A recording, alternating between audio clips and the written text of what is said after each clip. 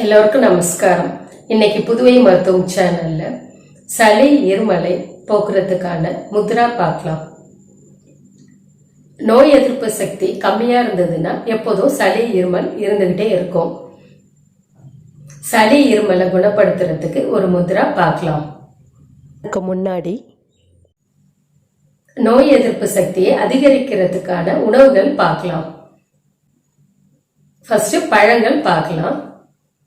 Apple, watermelon, பனை நொங்கு, கொய்யாப்பழம், வாழைப்பழம், பப்பாளி பழம், பைனாப்பிள், ஆம்லா அதாவது நெல்லிக்காய்,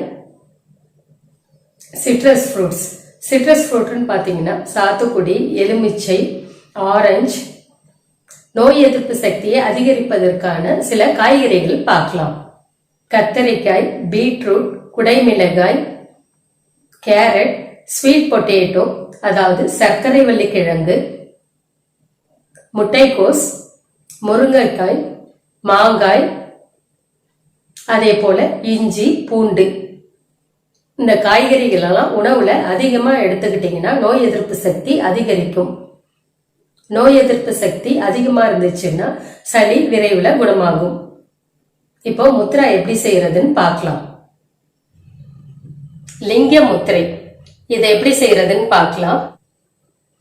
லெஃப்ட் ஹேண்ட் அதாவது வலது கை கட்ட விரல்ல மேல் நோக்கி பார்க்கணும். மற்ற எல்லா ஃபிங்கரையும் இத மாதிரி கோத்துக்கணும். இந்த ஆள்காட்டி விரலையும் கட்ட விரலையும் இத மாதிரி சேர்த்து இருக்கணும். தம் ஃபிங்கர் மேல் நோக்கி இருக்கணும். இதுதான் லிங்க முத்திரை. இந்த முத்திரைய நாள்பட்ட சளி இருமல் உள்ளவங்க தினமும் காலையிலையும் ஈவினிங்கும் செய்யலாம். இந்த முத்திரையை தினமும் செய்யறதுனால நாள்பட்ட சளி, இருமல், தும்மல், வறட்டு இருமல், நிமோனியா நோயால பாதிக்கப்பட்டவங்களும் இந்த முத்திராவை செய்யலாம். இந்த முத்ரா செய்யறதுனால நோய் எதிர்ப்பு சக்தியும் அதிகரிக்கும். சைனஸ் ப்ராப்ளம் உள்ளவங்களுக்கும் இந்த முத்ரா மிக சிறந்தது. இந்த வீடியோ உங்களுக்கு யூஸ்ஃபுல்லா இருந்துச்சுன்னா உங்க ஃப்ரெண்ட்ஸ் அண்ட் ரிலேட்டிவ்ஸ்க்கு மறக்காம ஷேர் பண்ணுங்க. நன்றி, வணக்கம். Thanks for watching.